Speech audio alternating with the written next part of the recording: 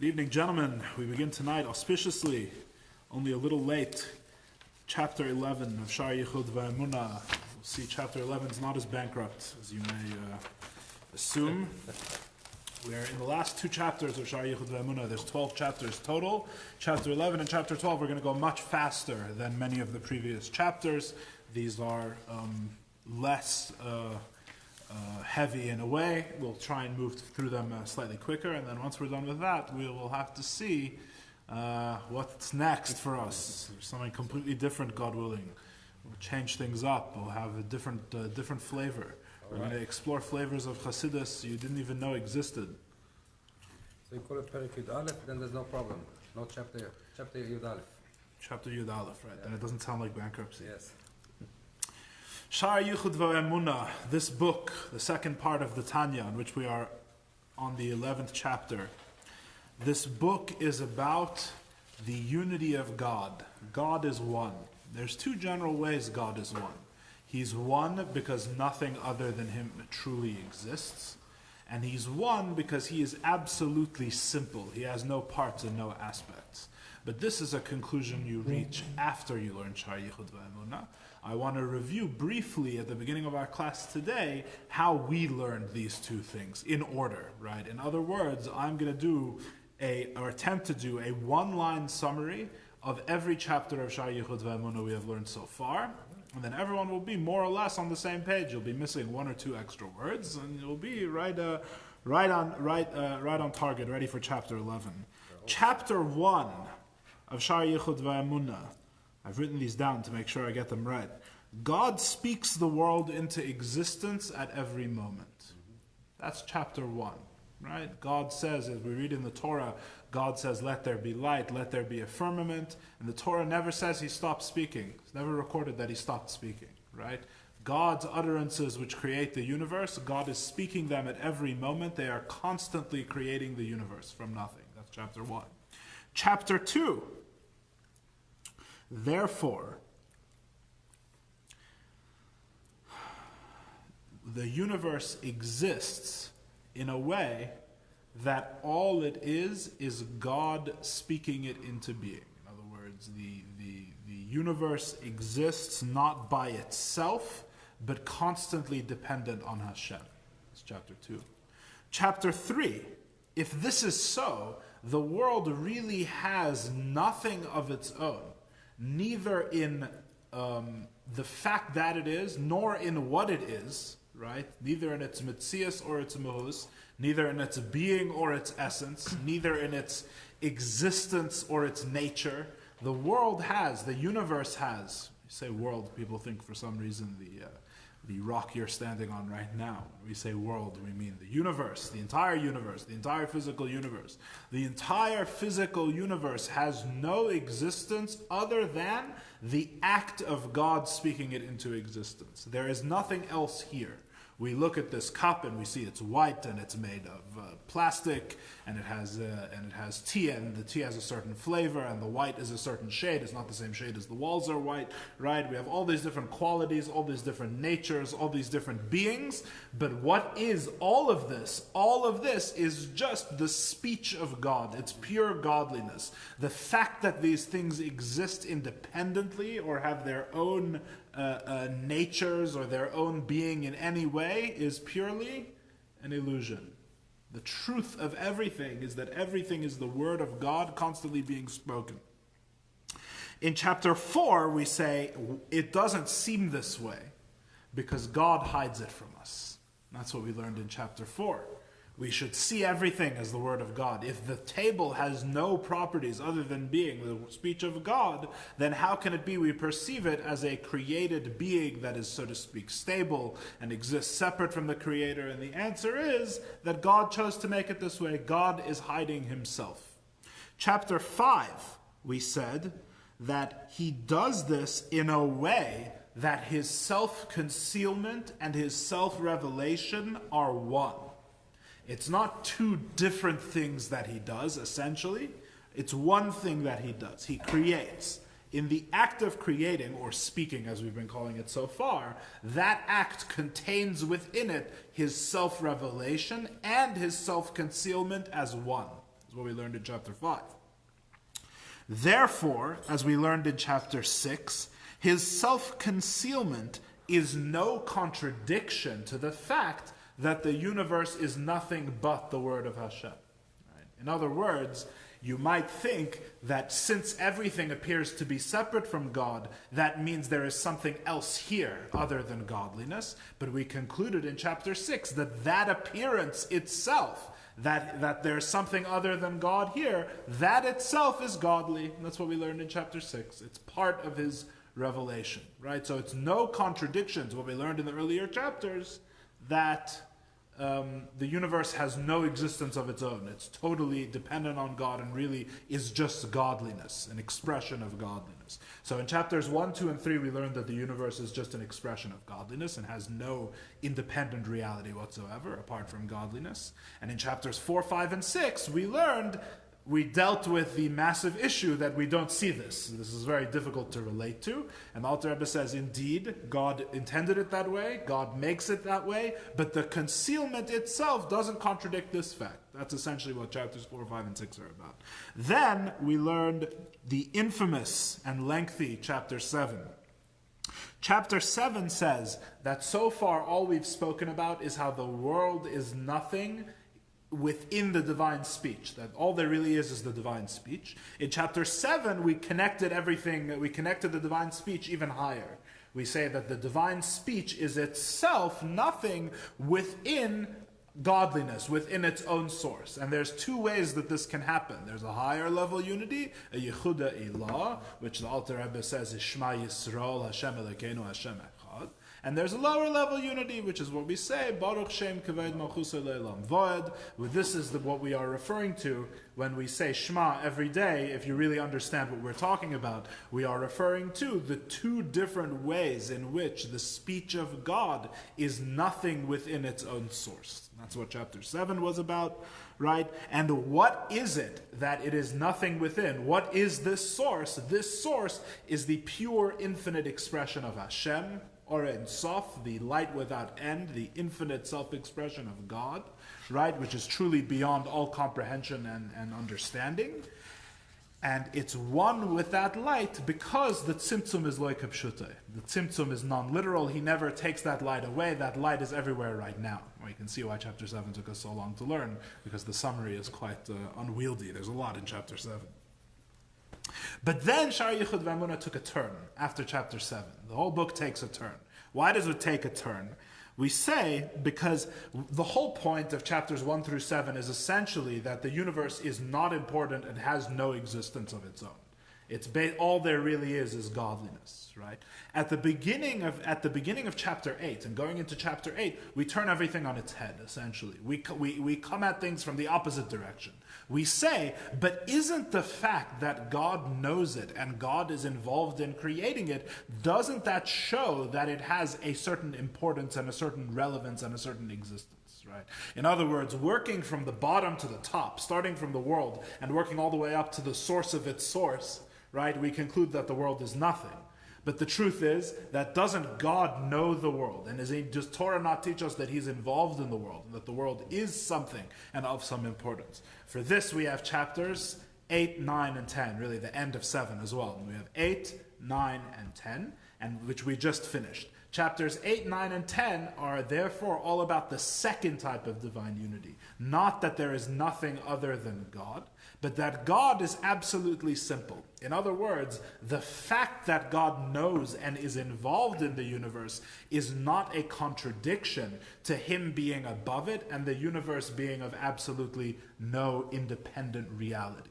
Right? These two things are not a contradiction. How is that possible? We explain in chapter 8, that it is what is it that God is involved in his emanated traits, such as wisdom, his kindness, the divine will, right? And God is infinitely beyond all of these things, and yet, as we learn in chapter 9, he is absolutely united with all of these things. And this is a contradiction that the mind cannot comprehend. This is why the divine traits are called by the Zohar Raza de Mehemnusa, the secret of faith, Because the truth is that this is something that cannot be understood logically. God and his traits, God is both infinitely above his traits, and yet his traits are absolutely one with him. This is true, both of these things are true simultaneously. And then we learned in chapter 10 that really the entire perspective that there are individual divine traits at all, that we divide between the divine wisdom and the divine kindness and the divine will, and we say these are all different things, that's really just a complex that we have as creations. That's something, when God relates to the creation, he relates to the creation in a way of multiplicity. There's different traits. There's divine kindness versus divine severity, which is why on the first day he creates light, and on the second day he creates the division in the waters, because light is kindness and division is severity, is the second trait. So there's different traits when God relates to the creations, different divine traits relative to the creations, but from his perspective, in other words, if he were never to relate to the creations, there would all be only one thing. There would just be godliness. In other words, for when we look up, so to speak, we see many different divine traits, but when he looks down, everything is absolutely one. There is just his infinite self in infinite expression. That's what so that's the Shaar HaYichud ve'emunah through chapter 10 in a thimble. Can't get any shorter than that and still call it, can't call it can't call it legitimate. No, it's clear. Yeah, very clear as crystal. It's clearer than when we explained it, right? It's suspicious. Suspicious indeed. All right. Chapter 11. It's very interesting what happens in chapter 11 and chapter 12. Chapter 11 and chapter 12 are kind of like, I don't know if you're really supposed to say this, but they're like mysterious chapters. Like they're clearly, the Alter Rebbe is returning and making a further point, right? It takes a little bit of subtlety and a little bit of perception to understand exactly what that point is, because these two chapters are seem to be doing their own thing. And what the exact nature of that thing we'll have to explore. But what we're going to see in chapter 11, the first thing we're going to learn at least in chapter 11, is that just as the divine traits, such as God's wisdom and God's kindness, are absolutely one with him to the extent that there isn't any actual difference between them, the only difference is from our perspective, right? This exact same thing is true of the divine speech. So we are returning to our roots. We began in chapter 1 talking about how the divine speech creates everything at every moment.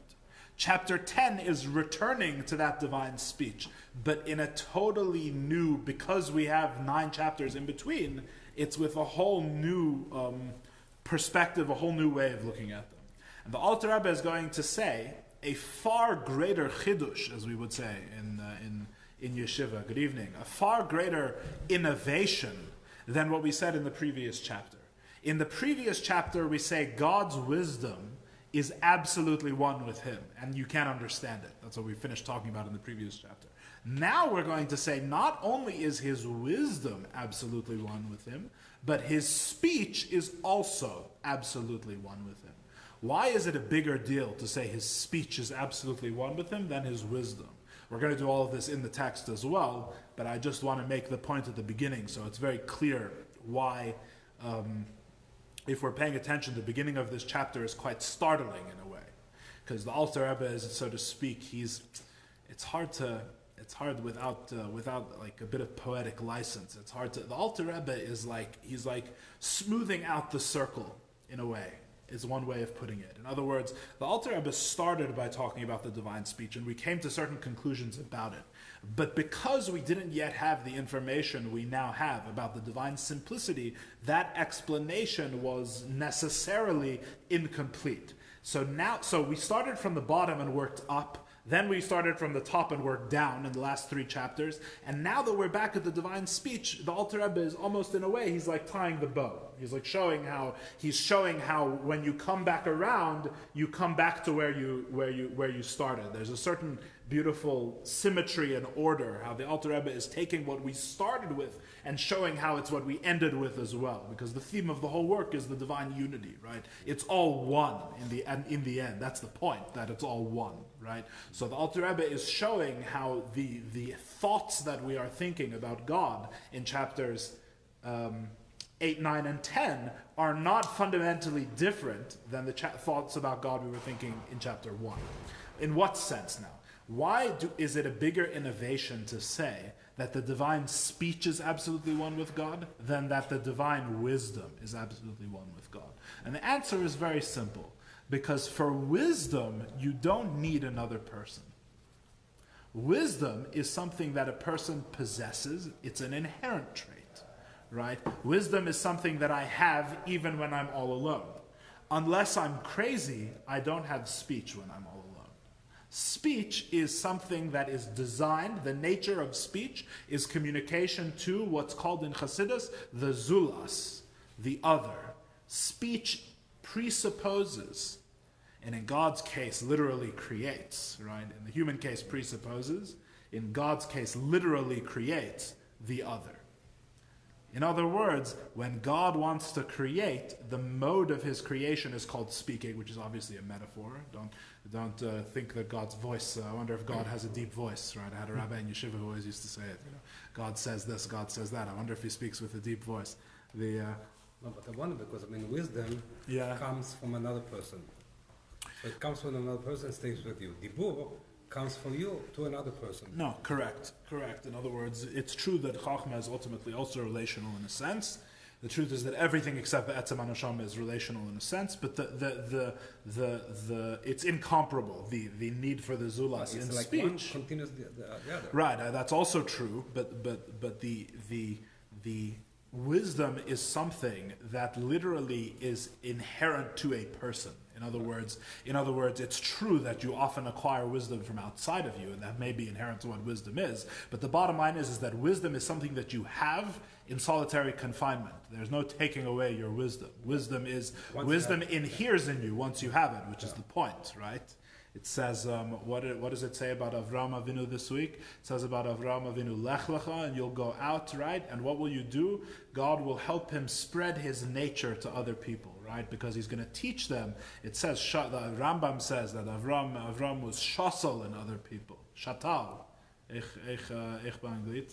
He planted his knowledge in other people, and it grew within them, right? Knowledge, chachma, is like a tree. It's not always attached to its source. We don't use the metaphor of light, right? It literally becomes one with the person who acquires it. And then it's theirs. Then it's inseparable from them, right? Is their wisdom. Speech is clearly always relational. Speech is about leaving myself and moving towards someone else. So when God enters that modality, why do we say God speaks? God speaks because he enters a state in which he's relating to something outside of himself. That's what creation is, right? He is allowing something else to be. That's why it's speech. Actually, even when we speak about speech, it's like when we say the Amidah, say, Hashem iftach sfatai. Even speaking, this is something which is like a godly gift, because who teaches you how to speak? This is something all to work your muscles and everything. This is also godly. Yeah, absolutely.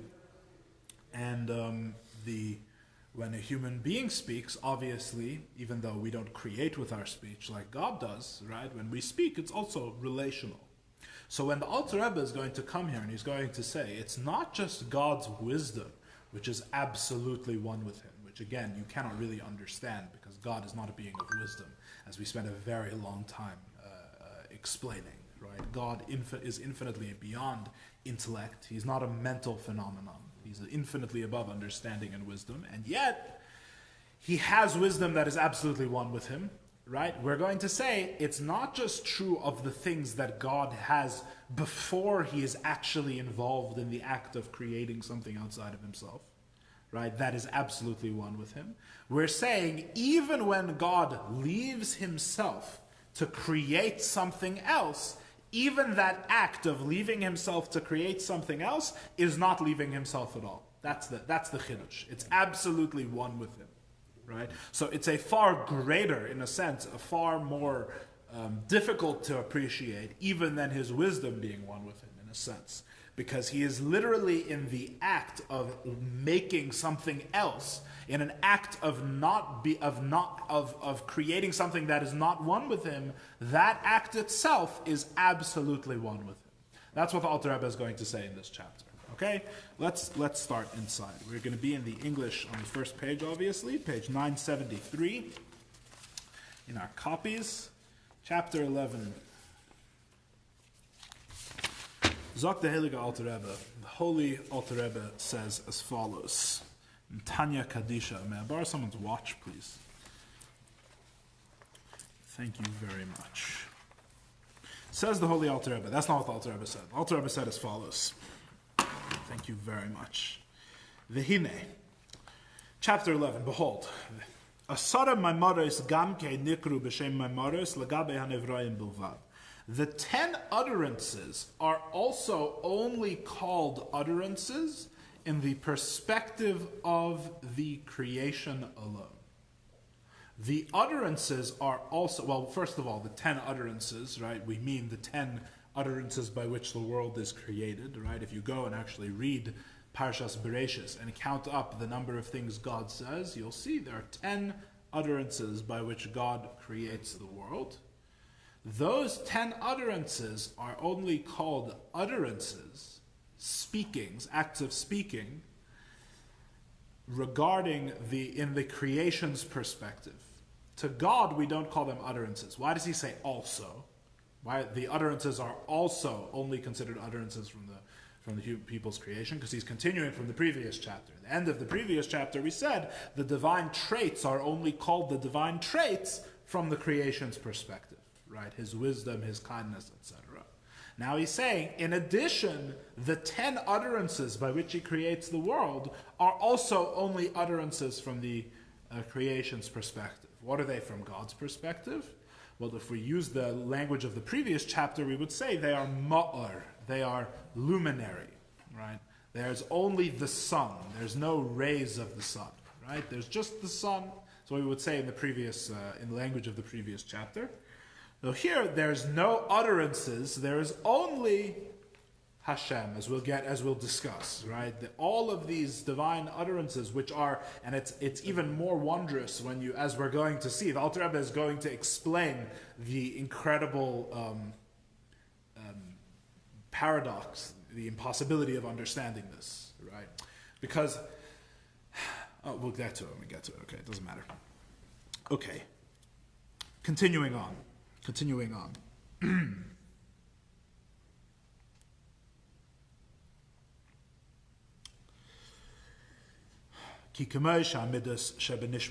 Second line of the chapter. Just as the emotions in the soul of man,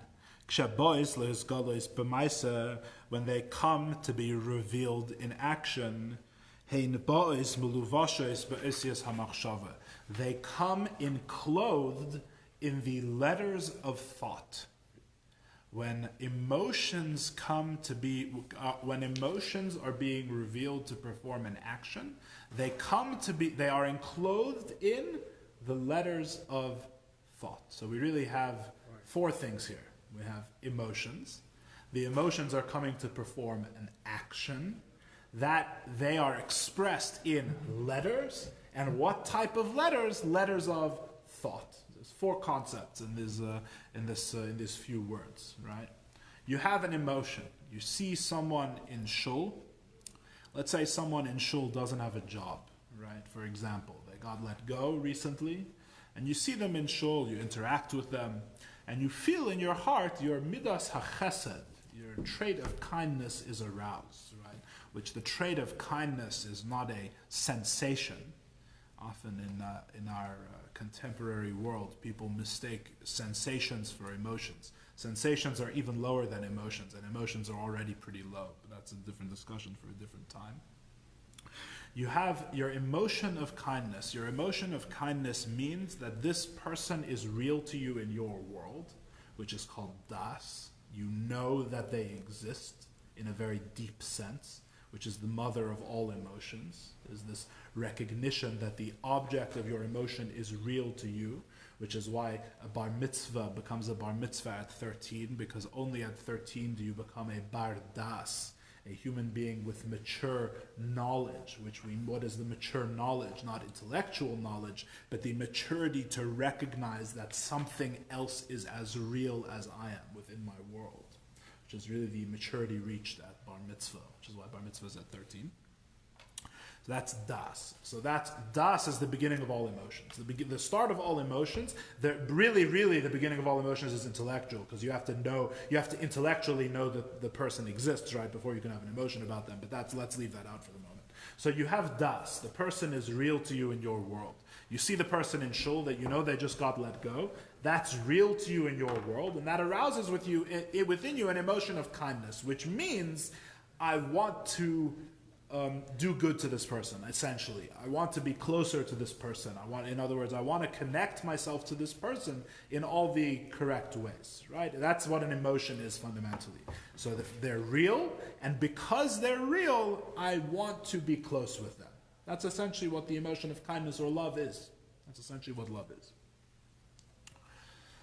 So that's an emotion, right? Then it says when the emotion comes to do an action, right? So I don't just feel love towards the person. Because I feel love toward the person, I want to express that love in action, right? I want to do something for that person.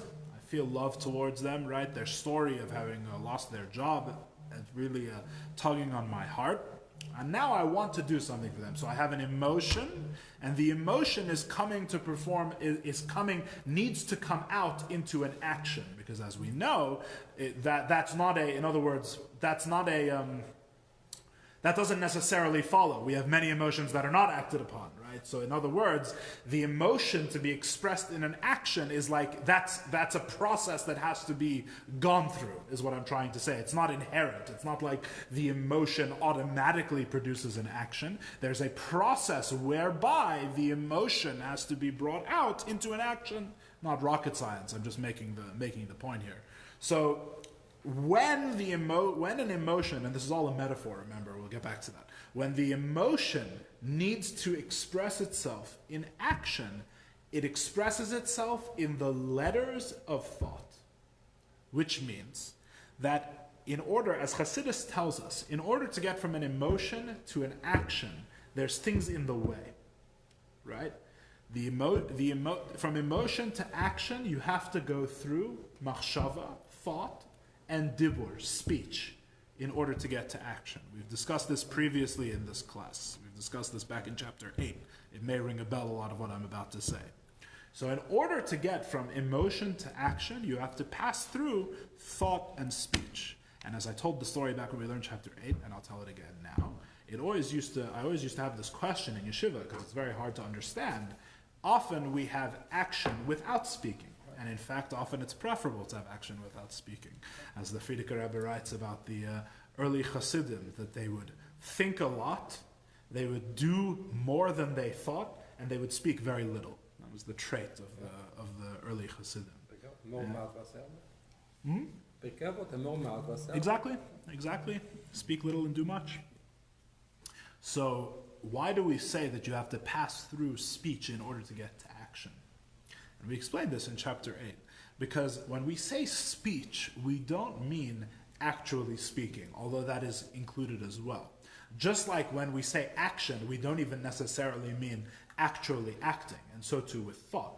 These are three different modes, three different steps in a process of relating oneself outward. I have my soul. My soul has to eventually get to a point where it can act outside of itself, which is what maisa is. I'm going to call someone and try and get this guy a job. That's an action, right? Even if speaking on the phone is a speech, picking up the phone is an action. So I have to pick up the phone, right? So in order to pick up the phone, I actually have to speak first. Counterintuitive. Not with my mouth. I have to go through the spiritual step, the spiritual state called speaking. And we explained it in chapter 8. It's really not so difficult, right? Thought, speech, and action work like this. Thought is revealing something to myself. That's essentially what a thought is, right? What's the advantage of thinking over just having an emotion, right? The advantage is that when I just have the emotion and I feel love for someone, that's not an action at all. In other words, that's a state of being. not a state of doing. How do I get to a state of doing? You can't just leap from a state of being into a state of doing, because they're actually polar opposites in a way. Another thing that a lot of people don't appreciate, another thing for a different time. We have to go with a process. So how does the process work? You have to get from a state of being, which is what's the state of being, of wanting to move closer to this person, of having love for this person, to a state of doing something for them. There's a process every time. The process is, first I have to reveal to myself that I am going to do something, which is very close to being, because no one else is involved. Right? Thinking is to myself. No one else is involved. The other has not yet been brought into the picture. I am simply thinking to myself about what I'm going to do. Then there is a state called speaking.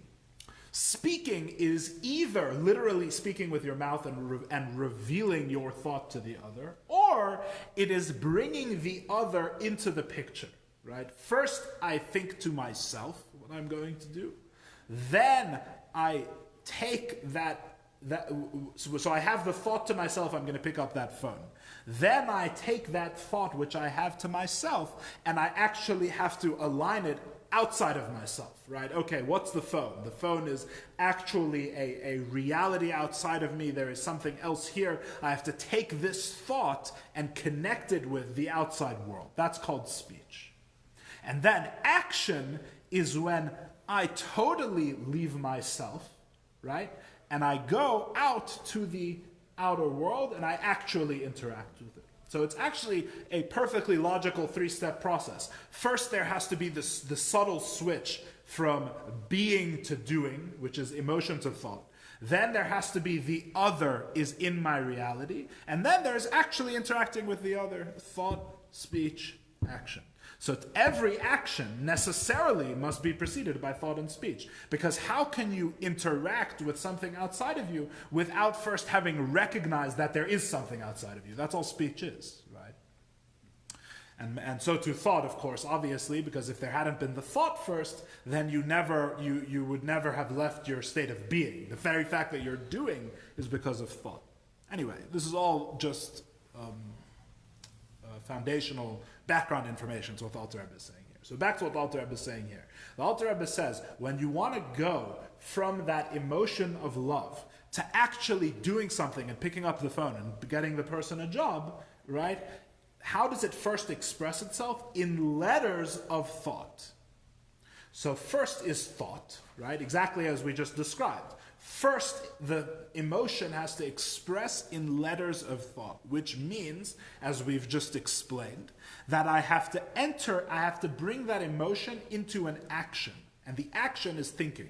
Right? Actually, that's too confusing. I have to bring that emotion into my thought, into my thinking. What do we mean by the letters of thought? Right? So this requires other foundational information, other background information. Chassidus describes letters a lot. Letters, literal, like the alphabet letters, not epistles as we call them in lessons in Tanya. Not letters you put in the mailbox. The alphabet letters. Chassidus is obsessed with letters. Letters, Kabbalah in general, going back to Sefer Yetzirah, the foundational works of Kabbalah are obsessed with letters, and Chassidus continues this obsession. There's hundreds of pages about letters, all sorts of different things. The letters of the Sefer Torah, and letters written in ink versus the letters that were carved into the luchos, into the tablets that were given. And the Torah has different sizes of letters, right? There's big letters, small letters, medium letters, right? Every time we speak, it involves letters, which are different types of letters, right? Chassidus in general is obsessed with letters. The rule is as follows. There's a general rule in Chassidus. Anytime we experience anything, any human experience, any soul experience is experienced through letters. There is no experience without letters. What does that mean? What does that mean? What that means is that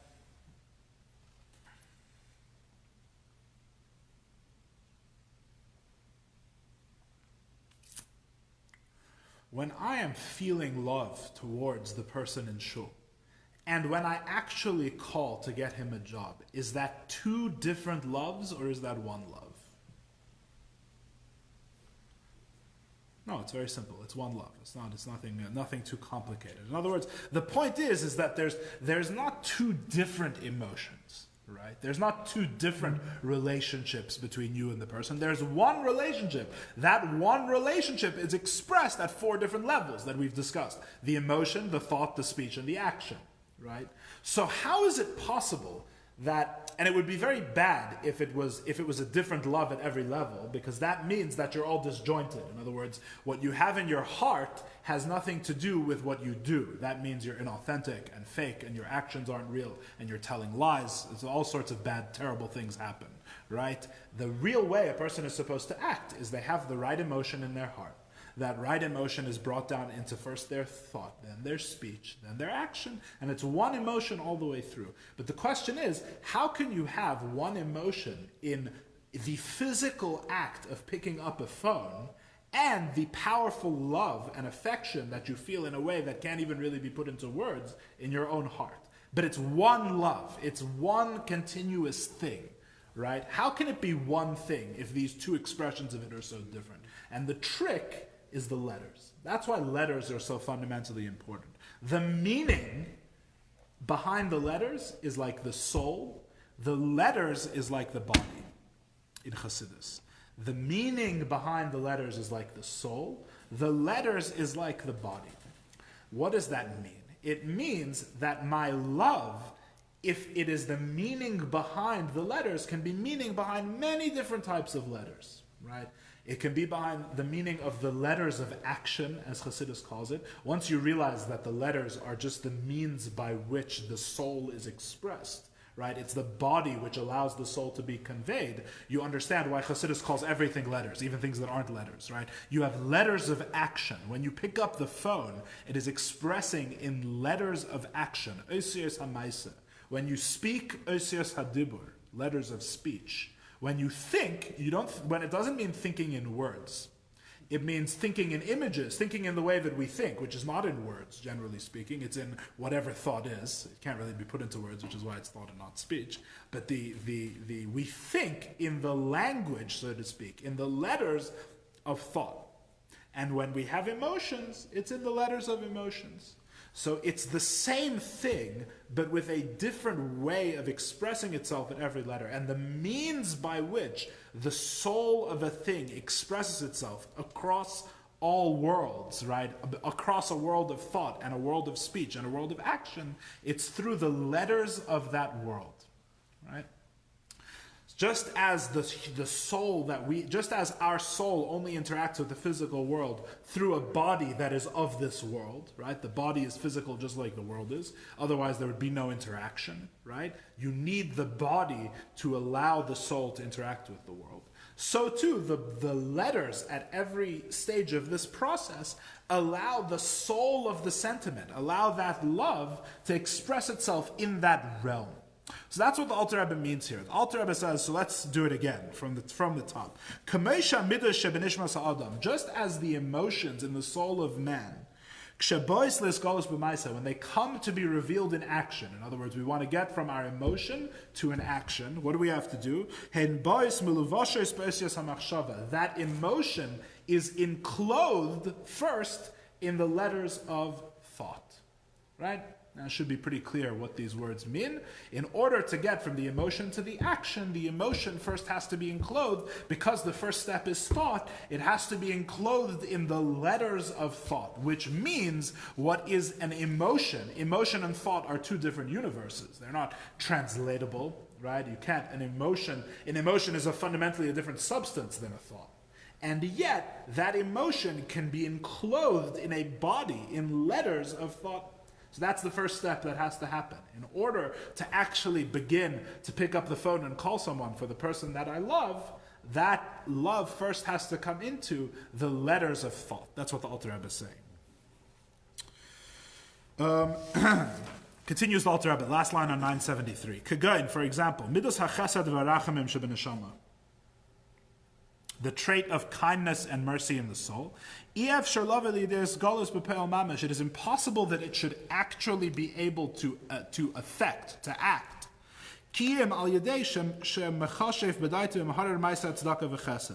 Except that first you think in your mind and contemplate the action of tzedakah and kindness, that you think about actually doing it. In other words, you can't go directly from that love to action. It has to first pass through thought, for the very reasons that we originally explained. Because if you try and go directly to action from an emotion, right, what would happen is that you wouldn't be able to cross that gap, because to your emotion, the world outside of you, despite appearances, is not really real yet.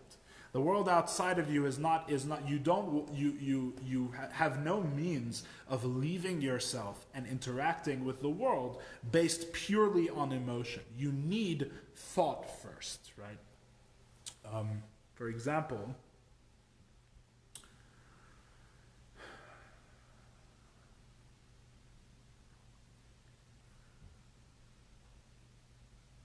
well, when a person feels a very powerful emotion, right? Generally speaking, the way a very powerful emotion expressed, not a regular emotion that we have every day, a very powerful, unusually strong emotion expresses itself not in action, not in speech, and not in thought. Right? A person who is feeling a very powerful emotion, right? A person who is, God forbid, deeply in a state of grief, right? Or the opposite, a person who is powerfully in a state of love or joy, right? They're not acting. In other words, it's not like, I very, very powerfully feel joy, let me go and do something now, right? They're not speaking, because the emotions usually cannot be conveyed in words if they're very profound, right? And often they're not even thinking, they are simply within their emotion, right? What does this demonstrate? This demonstrates that fundamentally, it's harder to see in regular emotions, which are less powerful, but what does it demonstrate? It demonstrates that emotions fundamentally, right, are a self-contained thing. Like I said, a state of being, not a state of doing, right?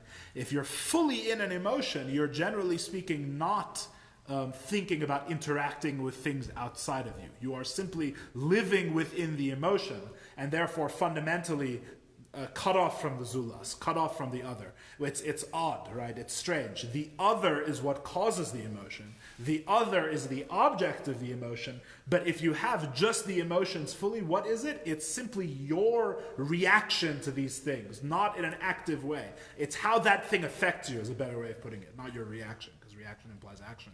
It's how that thing affects you, right? In other words, fundamentally selfish, in a sense. Right? Fundamentally selfish, because you are just existing in the state in which that other thing affects you. To actually help the person, you have to leave the emotion itself. It's complex, it's subtle, the way God made the human being, right? To actually help the person, you have to feel the emotion less. The emotion has to recede in order for action to begin. That's what Alter Rebbe is saying here. Without the intermediary of thought, right, you wouldn't be able to actually act eventually based on your love. There has to be first thought. There has to be a state in which you leave being and begin acting. That powerful sense of being in your emotion has to recede. Subjectivity, then objectivity. In a sense, yeah. In a sense. Second line of 974. Ki efshar la'asos bli machshava, because you cannot act without thought. Ve'im mitzava la'acherim la'asos k'mei melech, and if you command others to act like the king, then your kindness and your thought are then enclosed within speech. Right? He's saying his example of speech, right, is there's various reasons he's using this example, which maybe we won't get into tonight, but he's saying his example of speech is not that, like I was describing, which is inherent to every action, although that's also true, right? He's saying speech literally, that you, like a king commanding someone else to do kindness. First you have thought, and then it is brought down into speech, commanding others to do the act of kindness. Right, so that's the next step. And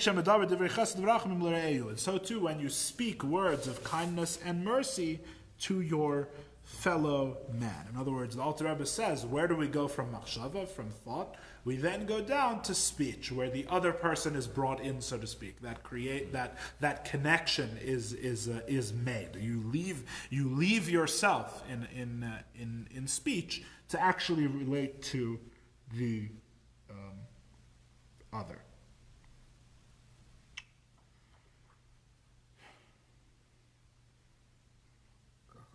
Yeah, so all of this is a metaphor. All of this is a metaphor. We are making this whole discussion about emotions and the letters of speech to explain something about God. What is this a metaphor for? Says the Alter Rebbe, bottom of 974.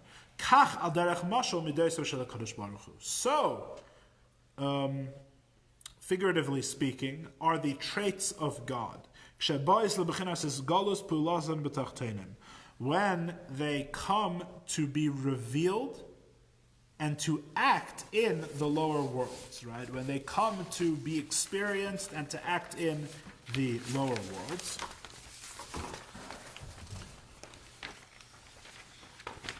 Nikra gilui zev amshachas pulazu b'shem maimer v'tziruf osius. This revelation, this self-revelation, this revelation of the divine traits, and its drawing down into action, is called Maimer v'tziruf osios, an utterance, right, which is dibur, speech, right? V'tziruf osios, an arrangement of letters, right? Which, if you think about it, every utterance is an arrangement of letters. That's what an utterance is. If you're speaking, right? Speaking is to emit an arrangement of letters. So, what is this whole metaphor for? It's saying that we were talking in the previous chapter about how on the first day God expresses His kindness, and that's why light is created. Now we are saying we know it's a little more complicated than that, because what does it say in the Chumash? It doesn't say God felt kindness and then there was light. It says God said, let there be light, and there was light.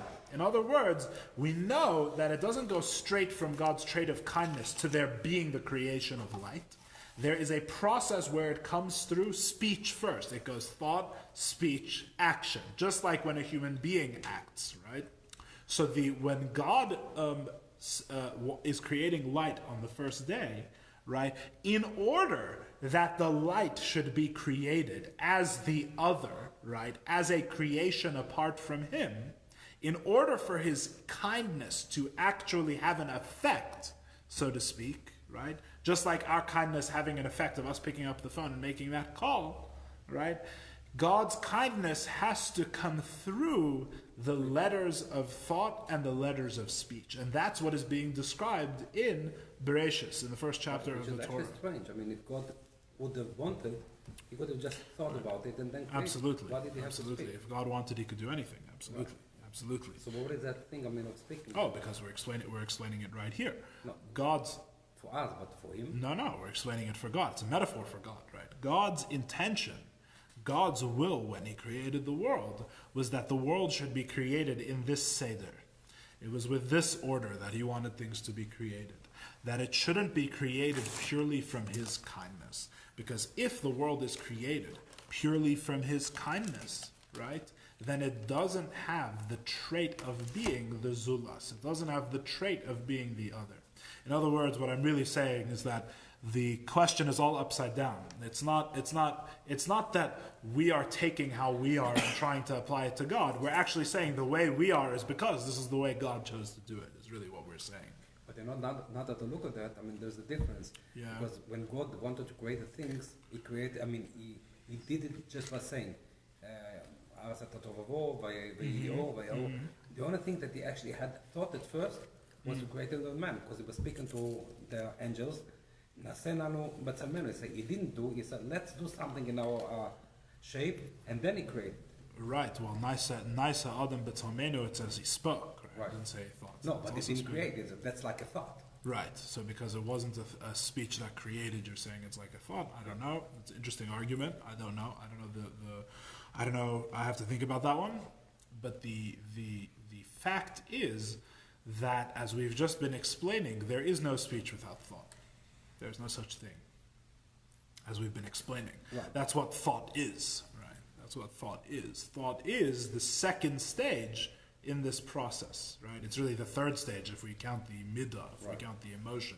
First there is the emotion, then there is the thought, and then there is the speech, right? In other words, the speech, and there's a reason why the speech is the one that's recorded in Bereshis, because the speech is the one that actually goes out to the other and creates it, right? In other words, the speech is the first step where you actually leave yourself and go to the creation, right? Yeah, so it's what? also the only way that we would understand it. Come again? It's the only way we would understand it. What do you mean? Hear it. What do you Hear mean? it. Yeah. To hear it. We would not. It would be no other way for us to understand. Well, it. God's speech is creating things. It's not. Right. It's not Even to be though heard, it says, right? we talk about Mamad Har Sinai, it says that God spoke, but He didn't actually speak in word. For us, it seems as if He speaks to us. We heard Him even without Him speaking. Yeah. So the Alter Rebbe says, second line of 975, Shaharei efshar. It is impossible that there should be any action drawn forth from his holy traits without any of these combinations of letters, these combinations which are called letters. Right? It is only the letters which allows these things to happen. Why doesn't He doesn't refer to words? Why only letters? Because actually letters... Right. Well, right, is just an arrangement of letters. It's not multiple words. For example, what? It's a word. But what is a word? An arrangement of letters. Right. That's what I'm saying. So the question is, what is being created by words or by letters? I'm not sure I follow. Because I mean, words. You don't speak words. I mean, you don't speak letters. You speak words. It is true that the word is a combination of letters. Right. But when God created, He created by saying the words. I'm not sure I follow. What do you mean? When God say let When it it be says like, when God says right, He Yehi didn't say let it right? be Aleph Vav Resh. He said let it be O. Who says? That's what it says. What do you mean? That's I think what it says is what I say. It says Yehi I read Aleph Vav Resh. I don't see the. No. Even if you want to say it's right? Think about it. Even if you want to say it's which is a sound that I'm making with my mouth, by the way, the sound I'm making with my mouth is also made of letters, right? There's a blank sound, then there's a and then there's a letters. Right? Then it depends on your. We'll get to more about the nature of the letters later. I hear it's an intriguing concept in general, mysterious. But the letters also limit everything. Of course, they limit everything. Well, each letter is like it's very deep. But the thing is, but still there's a confined at the end, number what of matters? options. The letters or the words? Let's see. Okay. For example, creating light from God's kindness, is drawn forth from it an action and a power to act and to create the light. The drawing forth this power and this life force is called a mimer, an utterance, and osius, letters, yehi as we let there be light, as we say, right? In other words, this is the beginning of a long argument for the Alter Rebbe. In other words, we're just catching the beginning. We'll have to continue, God willing, in the coming weeks. But the idea is that we are explaining how the utterances. This is really going to be the upswing eventually. The point of all of this is that the utterances are really just means of expressing God's kindness. That's the ultimate goal that we're coming towards. In other words, these utterances, when God speaks, and it's true, it's going to be very much more complicated than that because the utterances have much more of a defined nature. They're much more finite and limited, as Darrell said, than God's kindness itself, which is where all the difficulty comes from. But nevertheless, as we're going to say, what is the divine speech, the utterances by which God creates the world? It's nothing other than His chesed, His kindness, which we were discussing in the previous chapter, drawn down into different letters. That's really all it is. It's that same kindness into different letters. That's going to be ultimately the point of this discussion. God willing, we'll continue it next week.